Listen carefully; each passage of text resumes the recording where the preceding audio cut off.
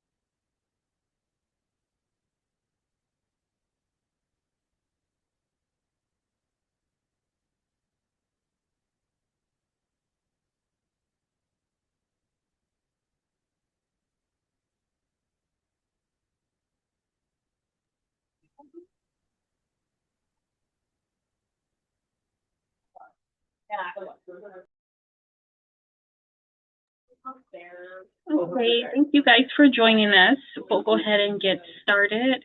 Next slide, please.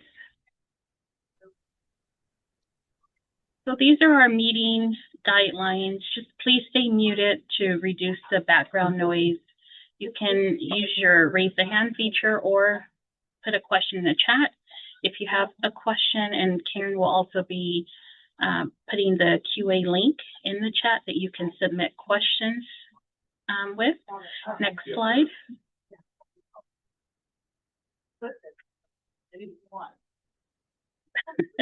There you go. You can use this QR link to sign in, and I'll have Alex leave it up for a few seconds just so everyone can scan the link. Have time to sign in. And Karen also popped the sign-in sheet in the chat, so that's another option. Next slide. I'm just going to go over the reminders and updates, which are your, some LEAs still have not submitted the progress report to tracking tool. We must review that before we can provide you with the Qualtrics link, so please submit your progress report tracking tool to the specialist or to the SLP capacity grant email for us to review it. And I do want to thank those that have already helped us meet that deadline. Also, there are some LEAs who have not completed the Qualtrics link. You've been provided the link, but now you need to enter your information into Qualtrics.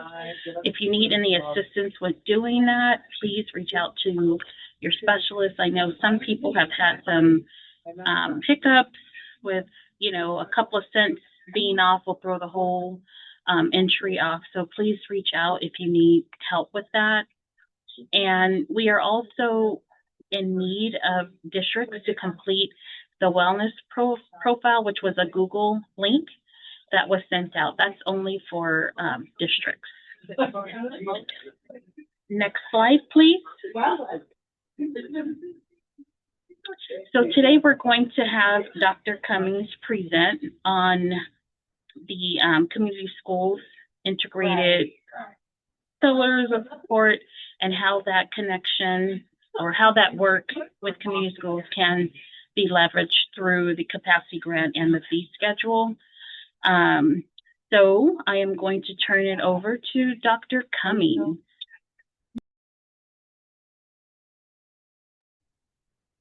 Good afternoon, everyone. I truly hope everyone is doing great.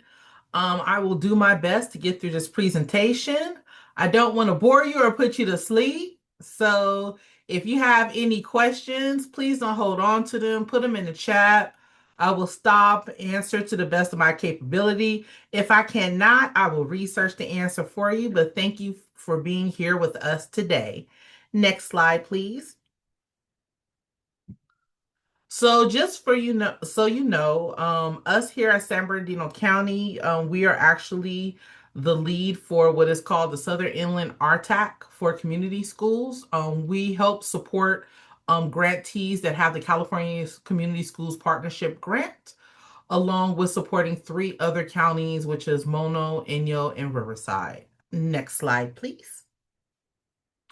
So today's agenda, we're going to go over the following. Those who don't understand what a community school is, we'll go over that briefly. The four pillars, community schools and CYBHI capacity grant, sustainability, and closing. Next slide, please. And that's me. So my position here at San Bernardino County Superintendent of School, I am the program manager for community schools in the Learning Systems and Support Department for the Innovation and Engagement Branch. Next slide. So before we start off into our presentation, I want to just get an idea of where we're at with student support. So if you can think of any gaps that students currently have right now when it comes to support, can you please drop that in the chat? Any gaps or delays in receiving support? Where do you see students experiencing that?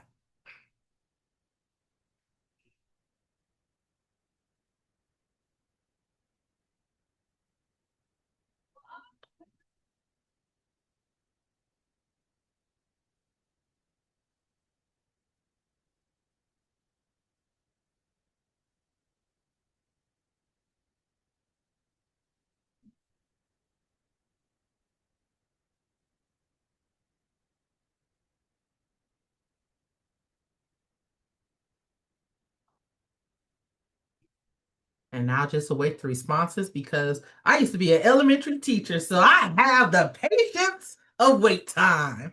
All right, so where we're at. Lack of limited of resources, we're not sure where to get help. Okay. Insurance, therapy gaps, lacking of staff, delay in getting tech support, silos, counseling. All right. Okay, great. Next slide, please. So when we're just talking about the basis of a community school, I'm not going to read the definition, but I'll just give it to you straight out. A community school basically focuses on providing any services or programs or resources at their campus to ensure that we're doing everything to remove barriers for teaching and learning. And usually those supports are given in the areas of academics, social emotional behavior, mental well-being, and physical health. And next slide, please. And when we're talking as a community school, we're really talking about transforming a school into a community hub. And that's where parents and community members can really not only access the campus for just seeing how the students are doing, supporting their children, but they also have access to those same supports and opportunities and service and programs that students are able to receive. And usually those programs and services are developed through community partnerships such as Neighborhood, who actually partners with schools to set up school-based health centers, and other entities just to make sure that our students are getting the services possible so they don't have to miss school. They can be there fully engaged and not miss those instructional minutes. Next slide, please. But the biggest thing about a community school is a lot of people want to say, oh, I have the community school program. It's not a program. They always mention framework, but it's not a program. It's really a whole child school improvement strategy. It is the way we should be doing school. As many resources, services, programs, opportunities that we can provide for our students or campus that are regarding academics, behavior, social, emotional, physical health, basic needs, anything that we can provide students on campus to ensure that they're not missing school and that they're getting all the learning and teaching that they need. We're talking about whole child school improvement strategy, okay? Next slide.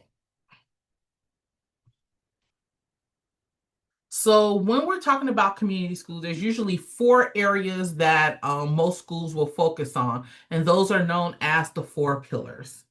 Next slide. So those four pillars are integrated student supports. So again, those services, resources, and programs that we're putting on campus for our students to access in the areas of healthcare, mental health counseling, academic assistance, anything to address needs to remove any barriers for learning. We do expanding learning time and opportunities. We're beyond just the traditional academics. We're doing enrichment beyond the academic day, whether it's before, or after school, or introducing our students to academic opportunities within the local community, just as the extension of their learning that it is occurring in the classroom. We have family and community engagement, where we not only just want parents and families and community members to participate in what's going on campus, but we want them to be engaged. We want them to have a voice.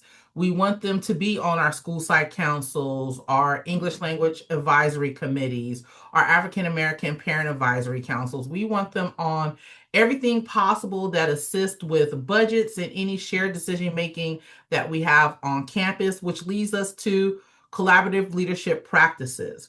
It's not enough for our educators to be at the table to make decisions. We need everyone's voices, which means we need our students, we need our families, we need our community members, we need the partners that we're working with, everyone working together as one to develop the best community possible for our sweethearts.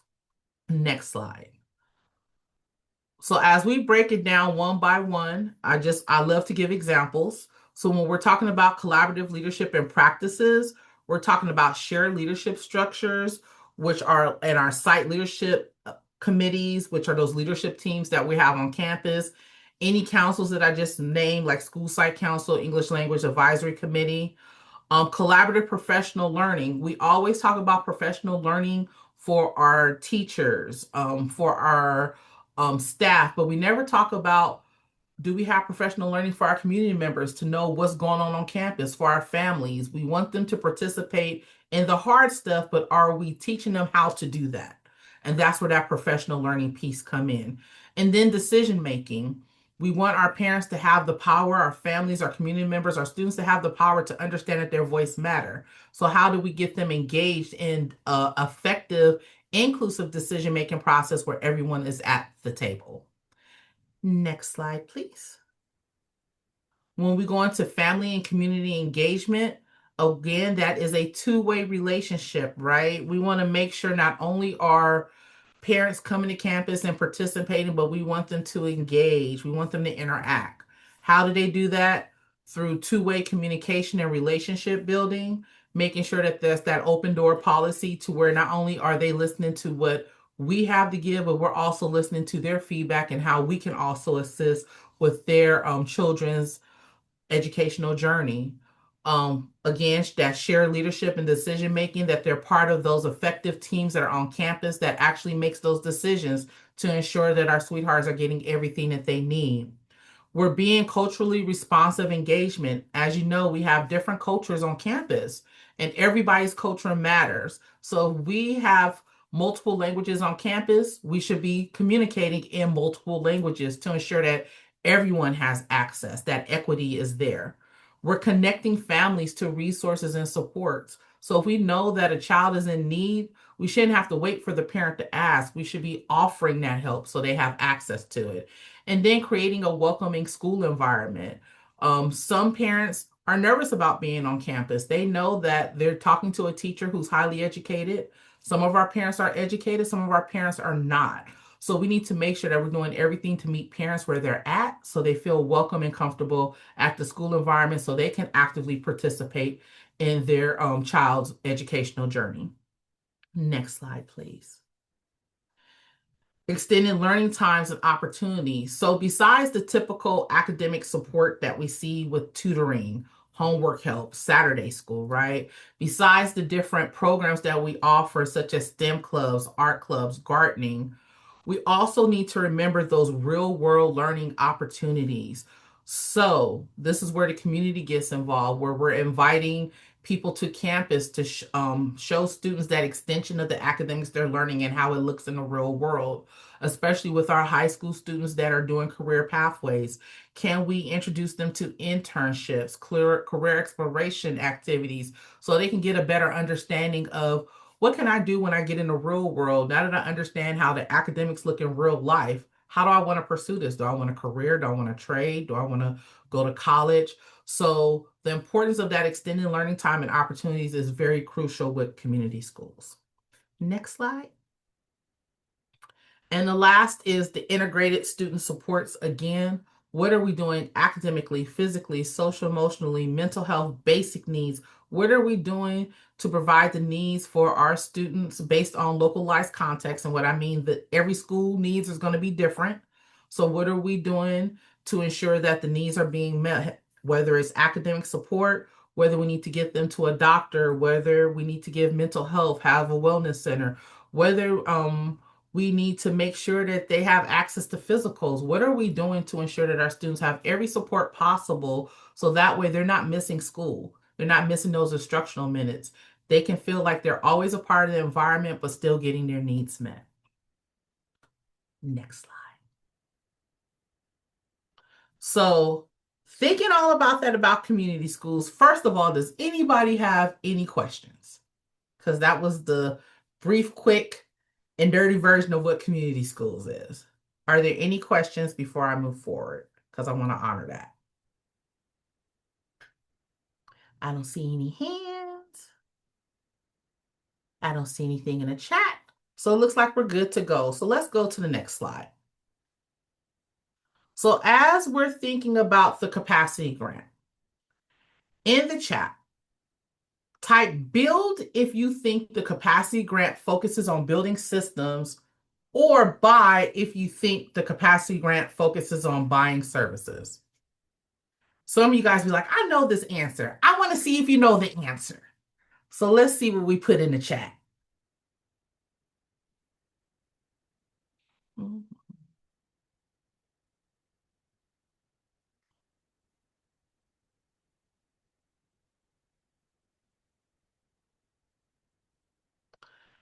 I love it. See, look, I'm on here with all the Gate and Magnet students. You guys are like making this too easy for me. So, yes, somebody's put both. It is a little bit of both, but mostly when we're thinking about the capacity grant, we want to talk about building systems because we know when you're talking about buying, sometimes buying that only lasts for so long because eventually you run out of money. But when you build systems, those are systems that are lasting, sustainable, and that's what we really, really want to work on when it comes to the capacity grant. Next slide, please. So I may be already preaching to the choir, but I always got to go back and go to the basics, right? So when we're talking about the CYBHI capacity grant, we're talking about building an infrastructure, workforce, and systems that are around providing school-based behavioral health systems. What does that mean? That means we are strengthening the capacity of those district and school site staff members on what they need to do to ensure that we're providing behavioral health to our students. We're improving any coordination systems that we have set up between education, ourselves on campus, and any entities that we're working with, whether it's community partnerships, any healthcare agencies. And then last, we're ensuring that what we are setting up is accessible, it is equitable, and is sustainable, because we do not want to put something in place, it is working well, and then take it away from our sweethearts, because that's just going to set them back, and we're going to get that lack of trust saying, oh, here we go, something else that they built, and they took it away, even though we're like, it's not our fault, we ran out of money, right? So this is our opportunity to figure out how do we build that great, sustainable, accessible system, how we put it in place to ensure that our kids always have access to school-based behavioral health supports. Next slide, please. So again, we're talking about system building, not just services. And we want to make sure that it's sustainable and that we can try to get them as school-based as possible. What does that mean? On our campus, being sent to our campus, somewhere within different parts of the districts, but anywhere where we can ensure that the services are being used. Why? How many people have come across where the district says we have a service and we've paid it for the whole district, and you find out only a few hundred people have used it, and you have thousands of students? Obviously, that's not an accessible program. We don't have equal access going around. So how is that effective? And we want to go away from that when we're talking about the capacity grant. Next slide, please. So let's talk about the capacity grant in community schools, right? They have a lot in common. But if you are a community school and you have this capacity grant, it is a beautiful marriage. I'm going to say this again. It is a beautiful marriage. It's not 80-20, it's 50-50. It looks very beautiful when it happens. And what you're going to do is when you're using a capacity grant on a campus that is modeling a community school structure, you are strengthening your infrastructure, workforce, and systems to provide whole child behavioral health supports. You are strengthening that system because you are building, again, a sustainable, accessible, and strong infrastructure that will be accessible for all your students. And you have a focus area. And we're going to go into that. Next slide, please. The capacity grant uplifts your integrated student supports pillar.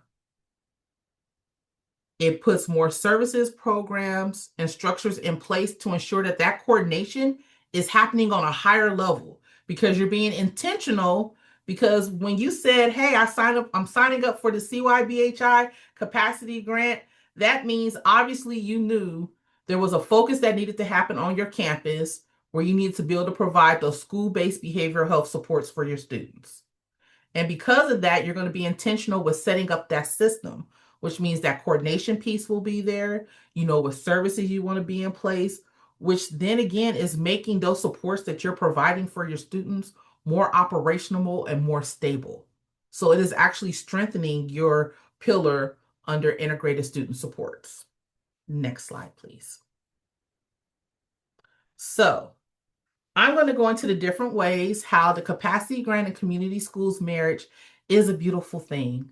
We can go to consider these. These are our vows for how this marriage looks. That's how we're going to look at it. You know how they say, till death do us part, and then we agree. That's what we're going to do. Well, let's talk about how those things look in regards to capacity grant and community schools being married and how that looks. It's a beautiful thing. First, again, is going to strengthen your integrated student support system. Why? Because it's going to assist you with building district and site capacity to deliver school-based and school-linked behavioral health services. Teachers are not trained on how to do this. I was a teacher. I was a principal. It was not in our teacher credential program. It was not in our admin credential program. It was not part of our masters and all those other things that we got for education. So we need our capacity built.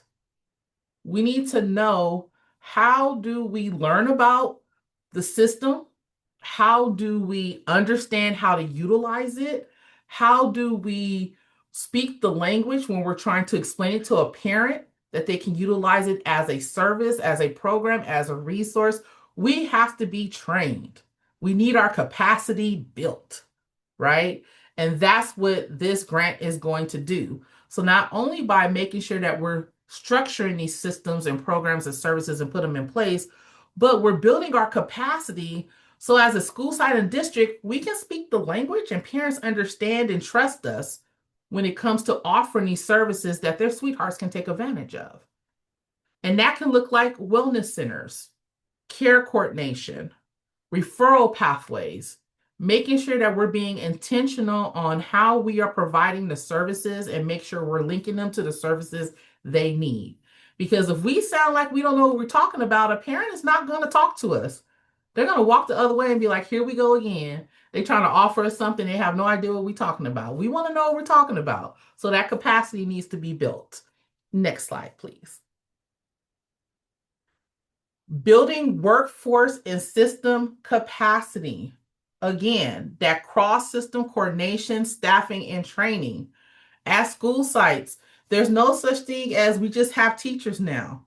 Nope. We have social workers working on campus. We have marriage and family therapists working on campus. We have different health providers gone. We have school personnel that are just directly responsible for providing those behavioral health care. right? Making sure that we're giving students those services, the mental health that they need. We need to know about these things. We need to know how that looks on our campus. We need to know how that system works. Why? Because we wanted to sustain these services that we're placing on our campus. We need to know how it works. We need to know how these members, these new staff that we're getting, that we're working with, how they work with us to ensure that we're meeting the needs of the whole child. So that means putting the right school personnel on campus, getting the correct mental health provider that works with your school, making sure that you're strategically getting the best community partners and county agencies to work with you. Why? Every program is not the right program for you. There may be someone that's gung-ho ready to offer you this service and you realize the service don't meet the needs. That means it's not an effective service or program. So we have to be very, very strategic as we're building this system because we want it to last. We want it to be meaningful. We want it to be something that our parents will truly take advantage of, and that will ensure that we're doing everything we can to keep our students engaged at school while giving them what they need. Next slide, please. We're improving access and equity. I'm going to say that again. Access and equity. It is not enough for the people to know about it, If a student needs it, we need to make sure we hunt that parent, that family down to make sure that they get access to it. And if they don't know how to do it, we need to walk them through how to do it. It is not enough nowadays to say, hey, you're experiencing trauma. Here's a resource for you. Please call and take advantage of it. Most parents are like, okay, they gave me this resource, but what am I supposed to ask? Call, okay, like how does that work? We need to make sure that the parents and families that are taking advantage of these services for our students understand. That's where you get the access and equity piece from. It's not enough to just provide it. We need to show them how they get access to it.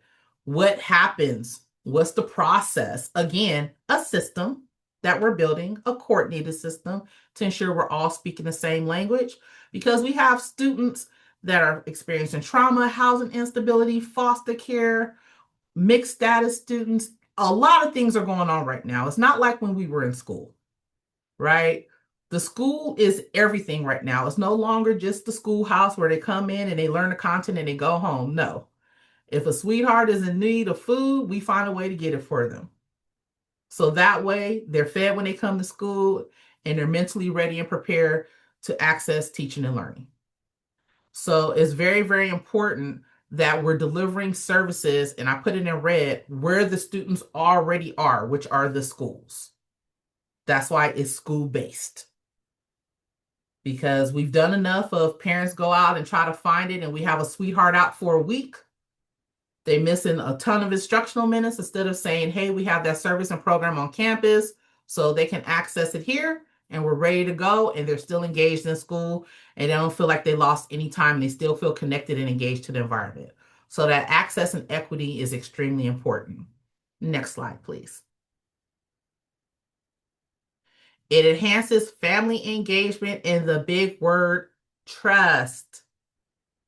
When mental health becomes normalized on our campus, that we support it.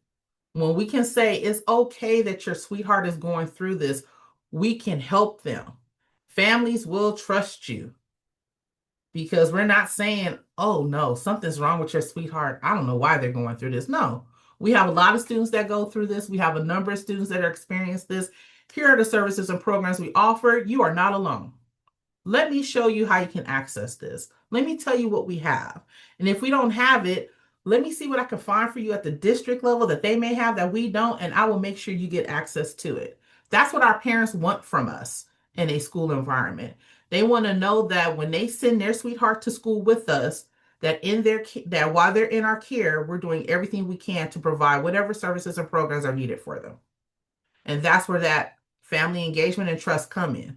Once you have a parent's trust, they will do everything and anything for you to be engaged in that environment.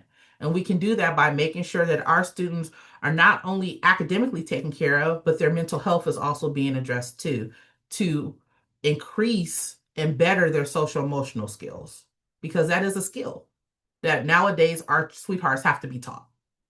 Next slide, please. And last, which is very, very important, but sometimes slipped under the rug, it strengthens our data coordination and continuous improvement. As we are building referral systems, as we are coordinating care, as we are sharing data based on privacy guidelines, because remember, when you're talking about health and you start to get the medical involved, there's some HIPAA rules in there that you have to follow on top of FERPA on the school part, right? We need to make sure that we're monitoring our services, our programs, our systems, because we always want to improve it. And that's that continuous improvement. So, yes, it's being successful, but the next question should be how can we make it better? We have this referral system set up, but how many parents are actually taking advantage of it? How can we improve it if we don't have enough referrals for our sweethearts that we know need services, but it's not reflecting in our referral system? It's not reflecting in our data. It's not reflecting as we're monitoring the services that are being provided. So this basically gives schools a better understanding on how are we addressing the needs of our students? Are they still matching? Are they changing? And that over time allows us to refine any support that we're providing for our students on campus. Next slide. So are there any questions about that piece? That was a lot, but you can see why the capacity grant in community schools is such a beautiful marriage, because they really work well with one another and they really uplift and leverage one another and they strengthen one another, and done right, it looks beautiful and you see how much our students and families will take advantage of it. So are there any questions regarding the information that was just provided? Is the community school grant money opening again? No, it is not. As of now, I know they have their last cohort, but this is what I would like to say on that. The grant is, to me, a catch-22. It's a gift but a curse, right? You get the gift of funding that's for 5 years to kind of help you get things in place. However, once that 5 years is gone, you're now tasked with sustaining everything that you just put in place. And I have seen schools that have not had the grant do just as well as schools with the grant, because they actually took time to look at their LCAP funding. They took time to look at their Title I. They took time to take advantage of the funds that came from the capacity grant. They looked at the different fundings that they had and were able to blend and braid to make things happen. You have school districts such as like Ontario Montclair, and I want to say, what is other one more thing? I can't think of the district right now. It's in Riverside, who were already doing these things prior to getting the community schools grant, and they were doing well. They just used the funding to just kind of help push and get some more people on board, but they still right now have to worry about sustaining it. Yes, it was Harupa. Thank you. That was they just became a blend. Where's that blending and braiding? And it is a skill, but it's also making you take a closer look at your finances and seeing, are you really spending your money properly? Are you really getting the most bang for your buck? Like I said, I promise you, if you look at a district budget right now, there are probably some services and programs that are not being utilized, but you're spending money for it. So how can you better reallocate those funds? And there was another question that I saw. What was it?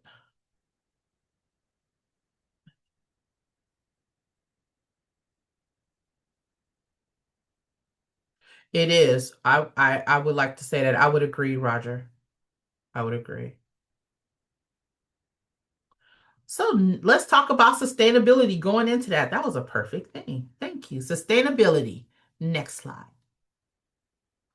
So if we looked at a lens of we know we need to sustain, how does the capacity grant help sustainability? How does it help us do that?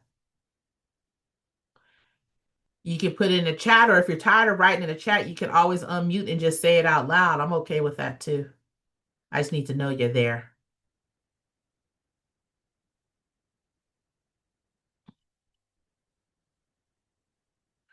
Fee schedule, yes.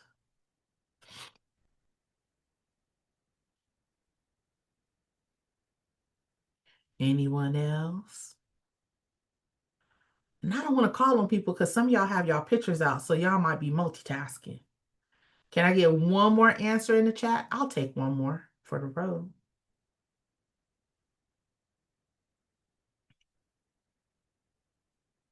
Oh, yes. Community partnerships. Thank you. So next slide, please. So first, I'm going to talk about community schools when it comes to sustaining staffing and resources. So right now, the biggest conversation right now in the state of California is we had this community school partnership grant. Oh my God, it was a great thing. We had a lot of people take advantage of it.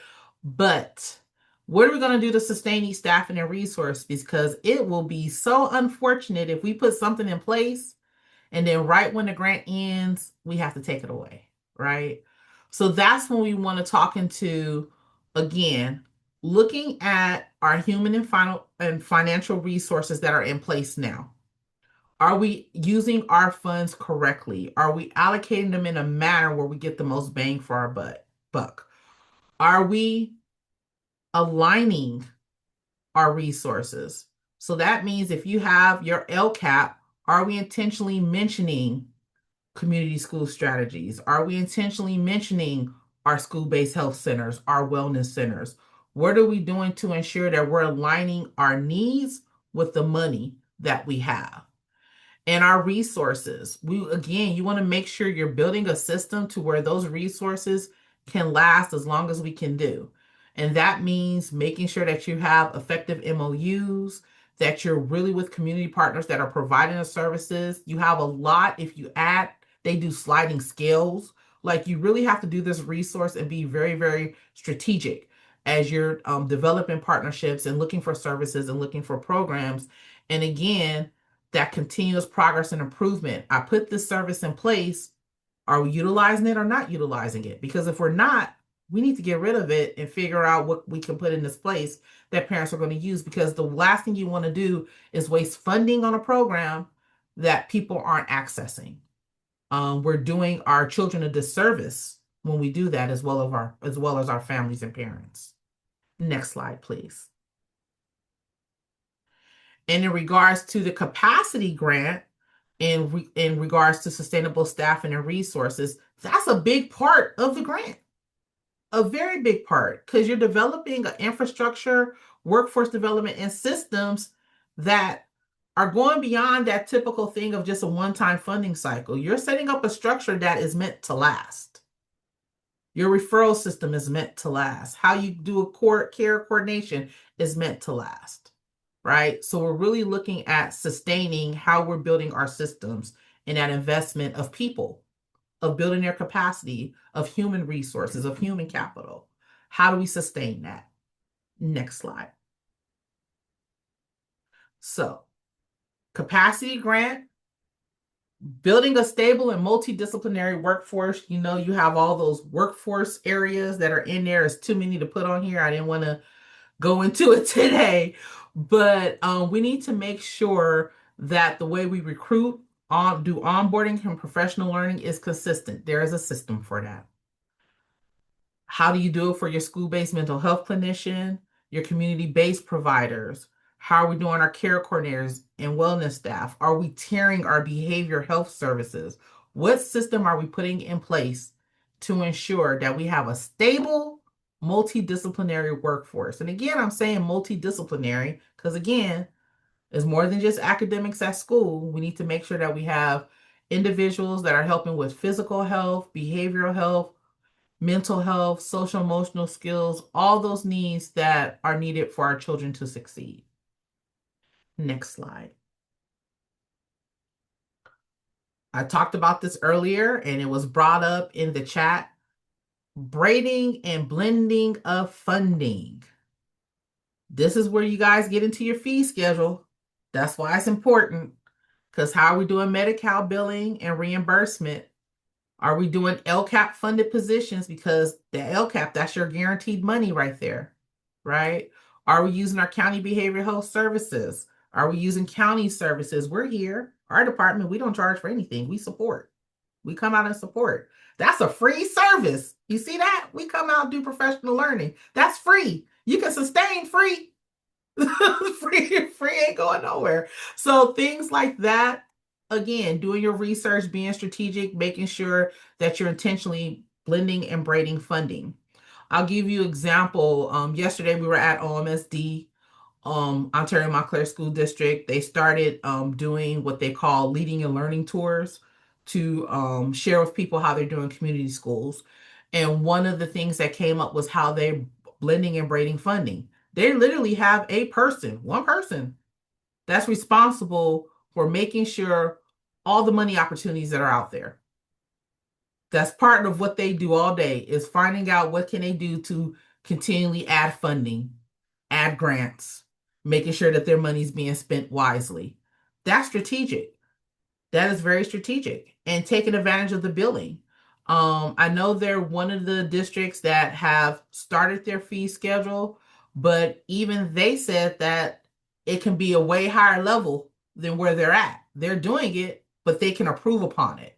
So that's really being intentional, that you're hiring medical billers now at the school district level. That was never heard of outside of special education. Now it's for everybody. So that's definitely something to take advantage of, and that it could be a LCAP funded position. And if you bill properly, what you're billing can actually pay for that position and sustain it. So those are things that we really need to look for when we're talking about sustaining our models when it comes to the capacity grant. Next slide, please. Institutionalized roles and functions, right? How does the workflow look? How are we doing our referral paths? Who is in charge of that? We're setting up care coordination of services. A lot of districts are starting to pick up their cost teams, coordination of services teams. And this is a big part of what they do. They are making sure that we're referring students to the right place. We are coordinating their services, their interventions, their programs that we can give them access to.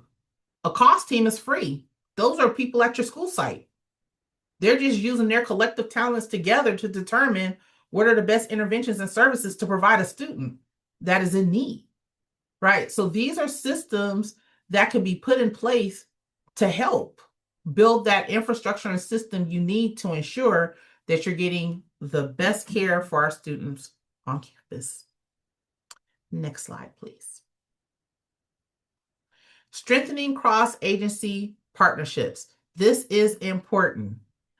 I'm going to give example. Healthy SBCSS. Woo, they're on the line right here. They're responsible for putting on these office hours and getting people to present, right? There are so many people on their team that do different things right now that I literally talked to 3 schools today, and there are 4 different people I have to talk to, because I'm like, that person does that job. They can come out to the school. That person does this. Let me arrange time for them to meet. The help is here. You just have to say, hey, we need it. Direct me to the right person, and we will help you, right? Those are cross-agency partnerships. And again, our branch does it for free.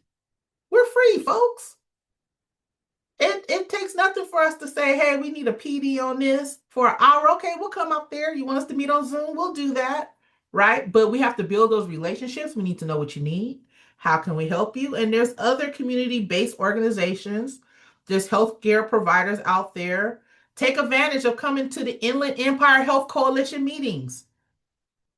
You'll get so much information on services that you can take advantage of. I go out of there every time with my head hurting because there's so much information.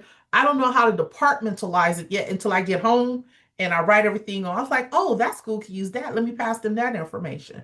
So the information is out there. The relationships, the opportunity to do cross-agency partnerships is out there.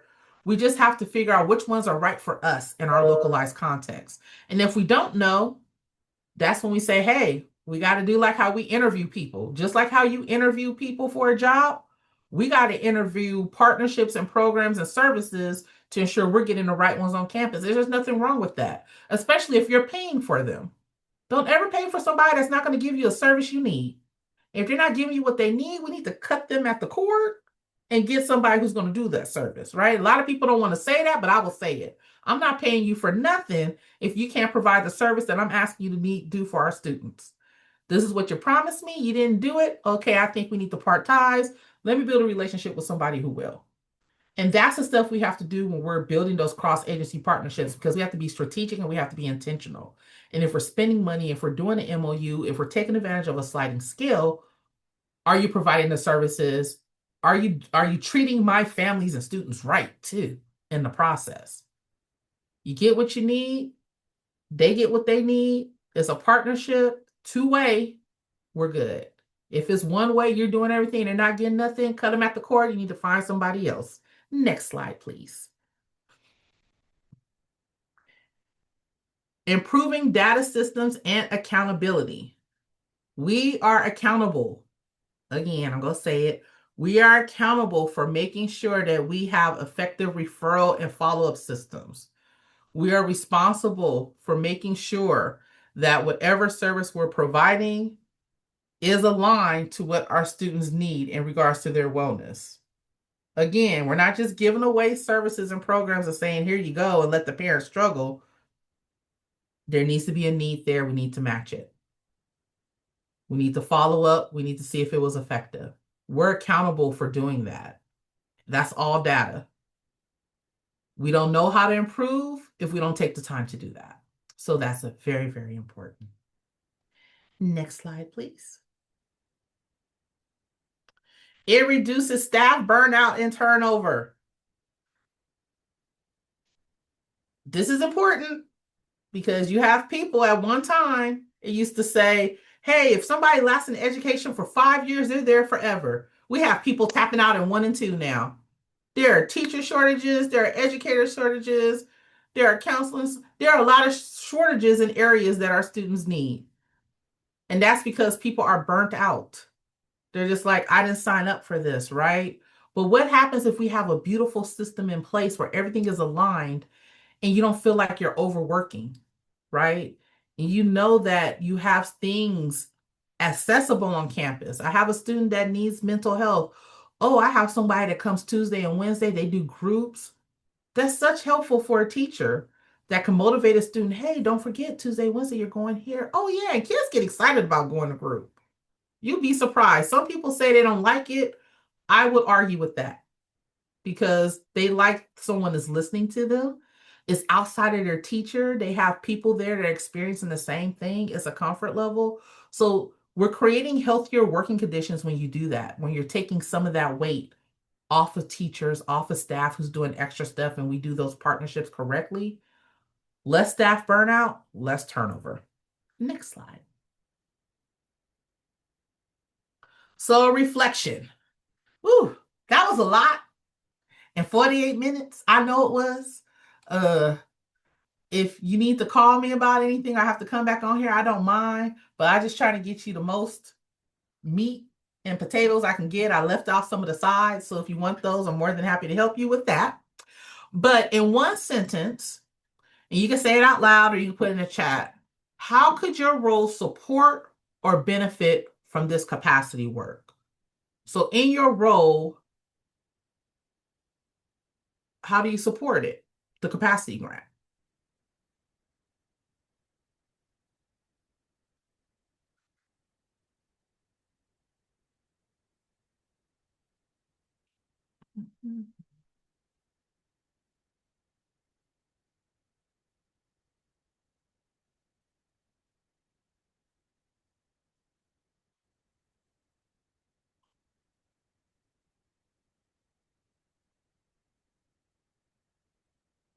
If no one wants to put in a grant, I will take an unmuted person before I say next slide. And it can't be anybody from SBCSS. It has to be a guest. Okay, thank you, Cecilia. Keep students healthy so they can attend school with adequate supports. Yes. And Cecilia works she is a nurse in Rialto Unified School District. Absolutely. You want to keep kids healthy. Hey, Cecilia. Improve continuity. I can't speak tonight. Improve continuum of care. Yes. Continuity. There we go. Brain fart.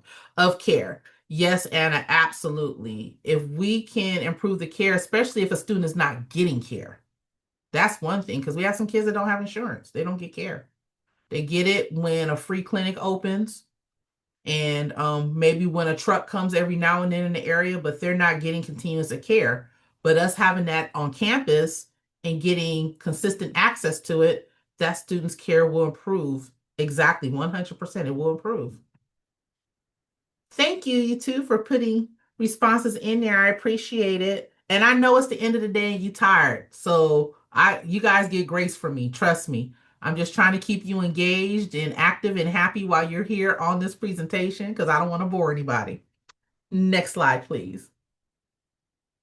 So if you have any questions, I'm more than happy to answer it.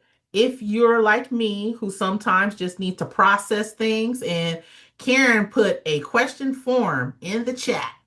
So if you have questions, you can put it on that form. You can ask now. If I have the answer, I'll give it to you. If not, I'm more than happy to find it out for you. If you just need time to sit with this presentation and say, I need to go back because, woo, that was a lot, and I'll ask then, we understand that as well. We're just happy that you were here with us today. We really want to open your mind to what the capacity grant can do and how it can strengthen a community school. I think this grant is a beautiful marriage.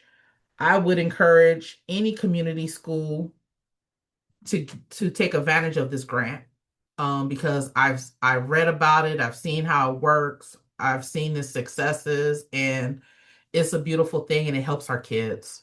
At the end of the day, I know we're giving you all this information. This is what you do for community school. This is what you do for the grant. But at the end of the day, if you can help one kid, one family, you've done what you needed to do with this grant. But the goal is to help as many as we can, to ensure that their needs are being met. And I'm not only talking to you as, oh, she's just on here just being who she is. Yes, but I'm also talking to you as a parent of a severely autistic student, a child. My child is 24 now, but I've been through this for years on figuring out how to get care, how to get services at school, and to make sure that he was mentally well, that he can get his social emotional skills together. And with me being an educator, it was trying. So imagine someone who is not in the system, who don't understand how our educational system works, who don't understand how the healthcare system works, and they're trying to access the same care. So anything that you would do for your own child, when these kids are in your care, that's the level that we should be doing when we're providing services and programs and setting up systems when it comes to this grant and when it comes to community schools. So how can you say it? They say on a commercial, I'm a client as well. I get it. I understand on the parent side. So I've always done everything I could on the educator side to make it as easy as we can for our parents. And is it time consuming? Yes. But once you do it and perfect it, your educators, your teachers understand it on campus, your staff understands how to give the spiel, it'll be easier year after year. And again, that's sustaining a system. So that's all I have today. And I hope you guys enjoyed the presentation. Thank you, Dr. Cummings. We really appreciate it.